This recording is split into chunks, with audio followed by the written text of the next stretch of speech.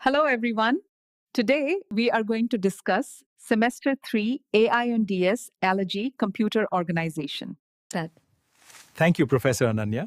This subject is the backbone of computer science and helps students connect theory with real-world electronics. তো প্রশ্নটা হলো একটা machine যেটা শুধু শূন্য আর এক ছাড়া কিছুই বোঝে না সেটা কি করে আমাদের থেকেও ফাস্ট ক্যালকুলেশন করে ব্যাপারটা কিন্তু কোনো ম্যাজিক নয় এর পিছনে আছে কিছু খুব স্মার্ট আর দ্রুত গতির প্রসেস চলুন পুরো ব্যাপারটা একটা গল্প দিয়ে বোঝা যাক ভাবুন তো একজন সুপারফাস্ট ফুচকাওয়ালার কথা যাকে কিনা ইনক্রেডিবল স্পিড আর এক বিন্দু ভুল না করে একের পর এক জটিল অর্ডার সামলাতে হয় আমাদের কম্পিউটারের সিপিইউ মানে সেন্ট্রাল প্রসেসিং ইউনিট ঠিক এভাবেই কাজ করে সব জটিল গণনার মূলে কিন্তু একটাই জিনিস আছে আর সেটা হলো যোগ তাই আমাদের ফুচকাওয়ালার গল্পটাও শুরু হবে এখান থেকেই কারণ এটাই হলো সবকিছুর ভিত আচ্ছা কম্পিউটারে যোগ করার জন্য মূলত দু রকমের অ্যাডার ডিজাইন আছে প্রথমটা হলো রিপল ক্যারি অ্যাডার ভাবুন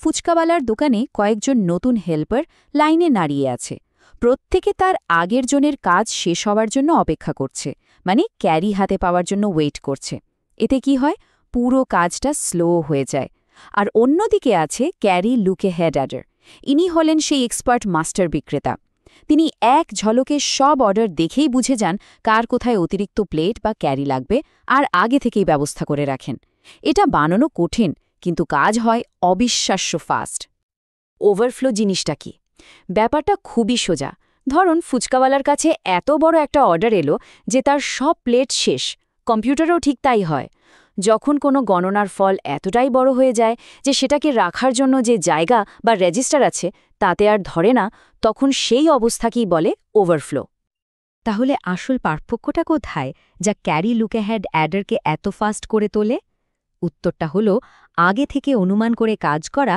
আর লাইনে দাঁড়িয়ে অপেক্ষা করার মধ্যে যে তফাৎ ঠিক সেটাই আমরা তো শুধু যোগের মধ্যে আটকে থাকব না তাই না এবার আলাপ করা যাক অ্যারিথমেটিক লজিক ইউনিট বা এএলইউ এর সাথে এটাকে ভাবতে পারেন ফুচকাওয়ালার সেই মাল্টিফাংশনাল কাউন্টারটা যেখানে সব ধরনের কাজ হয় এই এএলইউ হল কম্পিউটারের গণনার আসল ব্রেন এটা শুধু যোগ বিয়োগের মতো অ্যারিথমেটিক কাজই করে না লজিক্যাল সিদ্ধান্তও নেয় যেমন ফুচকাওয়ালা ভাবে কাস্টমার কি ঝাল এবং টক দুটোই চেয়েছে নাকি ঝাল অথবা টক কম্পিউটারের কাছে এটাই হলো অ্যান্ড আর ও আর অপারেশন আর শিফটিং তো একটা দারুণ শর্টকাট বিটগুলোকে জাস্ট ডাইনে বা বাঁয়ে সরিয়ে দিলেই 2 দিয়ে গুণ বা ভাগ হয়ে যায় এখন একটা প্রশ্ন সব কাজের জন্য আলাদা আলাদা সার্কিট বানানো ভালো নাকি একটা ইউনিট থাকবে যেটা সব কাজ করতে পারে উত্তরটা হলো এএলইউর মতো একটা সেন্ট্রালাইজড ইউনিট থাকাই বেশি এফিশিয়েন্ট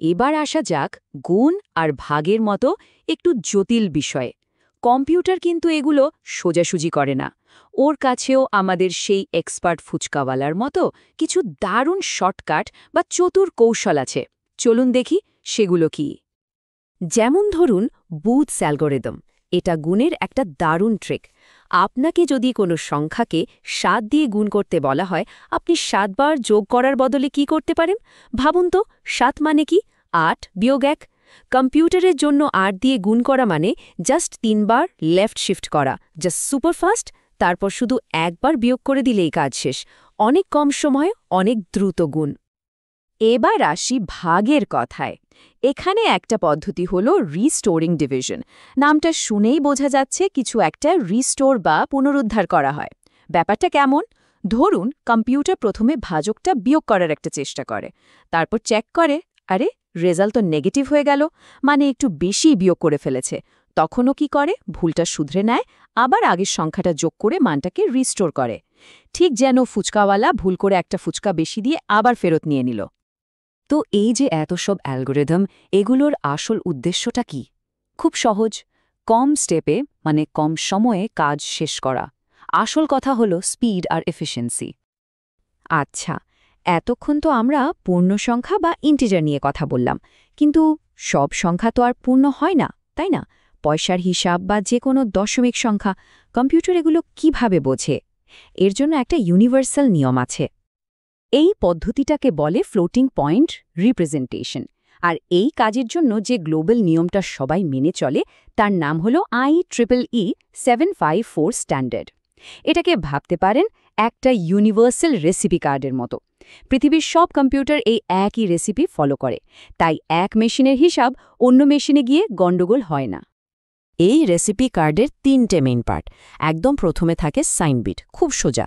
এটা শুধু বলে দেয় সংখ্যাটা পজিটিভ না নেগেটিভ, মানে প্লাস না মাইনাস। তারপর আসে এক্সপোনেন্ট। এর কাজ হলো সংখ্যার স্কেলটা বলা, মানে সংখ্যাটা কত বড় বা ছোট, দশমিক বিন্দুটা কোথায় বসবে। আর ফাইনালি ম্যান্টিসা, এটাই হলো সংখ্যার আসল ডিজিটগুলো, মানে রেসিপির মূল উপাদান। তো এই অর্ডারটা মনে রাখার একটা সহজ উপায় আছে। SEM, সেম, মানে সাইন, এক্সপোনেন্ট, ম্যান্টিসা। ভাবতে পারেন সব কম্পিউটারে সেম ইঞ্জিনিয়ারিং মেথড ব্যবহার করা হয়। এখন প্রশ্ন হল, এই IEEE 754 এর মতো একটা ইউনিভার্সাল স্ট্যান্ডার্ড থাকাটা এত জরুরি কেন? কারণটা হলো কমিউনিকেশন। এটা নিশ্চিত করে যে পৃথিবীর সব কম্পিউটার যেন একই ভাষায় কথা বলে, না হলে এক কম্পিউটারে পাঠানো ডেটা অন্য কম্পিউটারের কাছে হিজিবিজি মনে হবে। তো আমরা ফুচকাওয়ালার গল্প থেকে শুরু করে কম্পিউটারের গণনার একদম গভীরে চলে এলাম। কিন্তু প্রশ্নটা হলো, AI আর ডেটা সায়েন্স নিয়ে যারা পড়াশোনা করছে তাদের জন্য এই সব ভিতরের খবর জানাটা কেন এত ম্যাটার করে? চলুন একবার কুইক রিভিশন করে নিই। আমরা দেখলাম ফার্স্ট অ্যাডক কিভাবে কাজ করে, যা আগে থেকে সব বুঝে নেওয়ার মতো। আমরা দেখলাম ALU, যেটা গণনার সেন্ট্রাল কিচেন। আমরা স্মার্ট অ্যালগোরিদম নিয়ে কথা বললাম, যেগুলো ব্রুট ফোর্সের থেকে অনেক ফাস্ট। আর শেষে দেখলাম ফ্লোটিং পয়েন্ট স্ট্যান্ডার্ড, যা সব কম্পিউটারের জন্য একটা কমন ল্যাঙ্গুয়েজ।